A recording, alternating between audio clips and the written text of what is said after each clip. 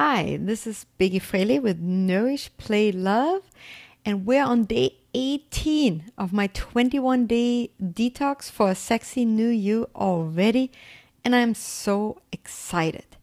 Now, why am I excited? Well, because beside the physical changes that I have reported to you that I've been noticing throughout the detox, I'm now becoming really aware of some of the mindset changes that have happened. Like, number one, I feel much more excited again about my fitness and weight loss goals. I have scheduled my workouts.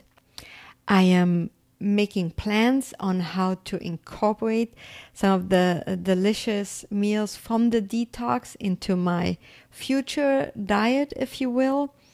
And I also noticed this morning when I was at the grocery store that I'm shopping with more awareness again, and I'm reading labels more carefully again, because it's not like I haven't been reading labels before. Probably for decades have I paid attention to nutrition facts on labels. But, after a while, you just get into a rut and you don't pay as much attention anymore. But I'm doing all these things, so I'm really excited about that. And if you have joined me on this journey, I hope you're also noticing some of these wonderful mindset and lifestyle changes that you're experiencing right now and are looking forward to going forward as well. So enough about that. Let's talk about how you may be sabotaging your weight loss efforts and what you can do about it. So some of the things you may be doing are super obvious to you. Like, remember when last night that pint of ice cream secretly sneaked into your diet? I didn't do it. That you're aware of. You knew that just blew your diet, at least for yesterday, right? If not for today as well. But then there are things that you may not realize are sabotaging your weight loss or fat loss efforts in specific. So number one would be a lack of sleep. So there has been a study at the University of Chicago comparing two groups of people on a diet of which one got either 5.5 or 6 hours of sleep a night, and the other group got 8.5 hours of sleep. And what they found as the result of the study was that the sleep-deprived group lost 55% less fat than the other group. And not only that, the group that didn't get enough sleep, of course, found themselves a lot more hungry. I assume just because the day is so much longer. I mean, I know if I have this really, really long day, I eat more. I may eat more often. So when you are dieting, that could be a problem. But there are so many reasons sleep is important. You probably already know that. We really have to make a strong effort to get adequate amounts of sleep, with the gold standard being 8 hours on average. Excuse me. Number two, maybe you've been out running every day. You think you're working out, you're doing everything you can, and you're still not losing weight. What is happening? Well, if you've just been going on a jog for a nice steady pace, you may have a problem, because you aren't burning enough calories and not enough fat. The new order of the day is high intensity interval training, meaning you would go for a little, well, actually not a little, an exertive sprint followed by some jogging. Do it again, run all out for a minute or two. Then for 30 seconds or a minute, jog or walk. Now, why is that? Why is that better for you? Well, here's what's happening. In the good old days, they always told us really long, slow-paced, steady cardio sessions would be ideal.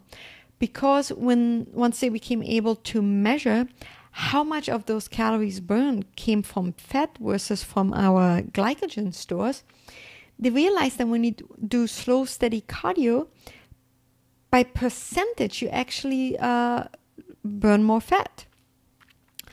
And let's say, so you run for half an hour, and I'm just making up these numbers to illustrate, and you burned 200 calories. Well, 50% of that was fat. That's pretty amazing, right? That's 100 calories. But now when you switch to 30 minutes of the high intensity interval training, you may be burning, let's say, 450 calories. But only 33% of those calories came from fat.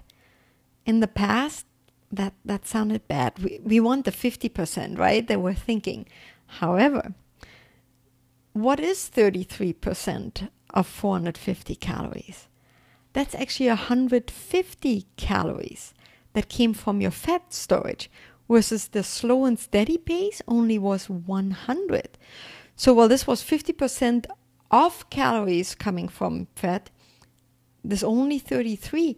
This one actually, the high intensity interval training, had 50% more calories burned from fat. So that's why that is. Try to incorporate high intensity interval training into your routine at least 3 times a week, 20 to 30 minutes each. Now, another culprit of what may be sabotaging your weight loss efforts. If you're a busy person as I am, you may find yourself eating out a lot. And you may even try to make healthy choices, but it is just amazing the number of calories that can be found in a restaurant meal. Here again, there's been a study by the University of Toronto. They researched, I believe, 19 restaurant chains and compared all the breakfast, lunch, dinner, and came up with an average number of calories per meal of 1,128. Now that's a problem if you're on a 1,300 calorie diet, wouldn't you say?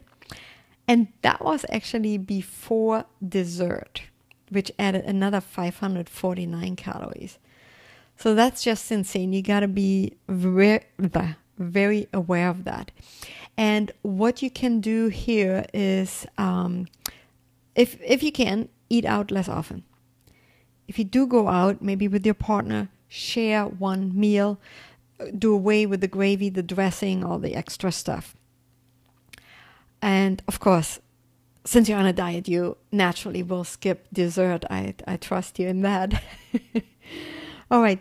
And the last item that may sabotage your weight loss efforts that I will discuss today is stress.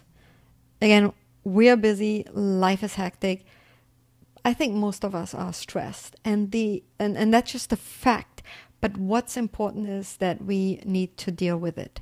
I told you in yesterday's video how fat causes the production of cortisol, the stress hormone, which really increases belly fat. So that's bad. And how can we deal with stress better? Through, for example, breathing exercises and meditation. So I'm linking up to some easy ways to learn meditation.